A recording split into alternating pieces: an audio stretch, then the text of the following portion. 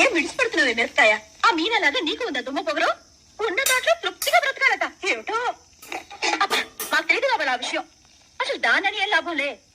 సంపాదించడం చేత కానీ నా మొగ్గుని అనాలి. అబ్బా, నోట్లో పంచదార పోసుకుని పిలిచినట్టు తీయగా పిలుస్తారు. ఇందులో మాత్రం ఏ లోటు లేదు.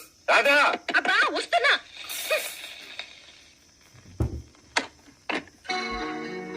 అవును, టంగున ఆరు కొట్టేసరికి టంచనగా వచ్చేస్తారు కదా, ఇంత ఆలస్యం ఏంటి? ఆఫీస్ లో కొంచెం పని ఎక్కువైంది.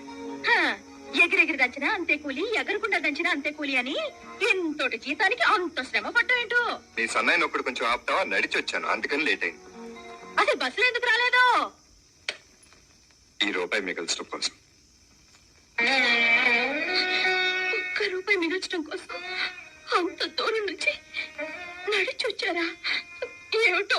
అరే ఏమిటిది? ఊరుకోరాదా? ఊరుకో. ఏమండి, ఉల్లి టేప్ రికార్డర్ కొనుక్కోవడం కోసం మీరెంత కష్టపడితే నాకెంత కష్టంగా ఉంటుంది చెప్పండి. ఇష్టాలు తీరాలంటే కష్టాలు పడాలి.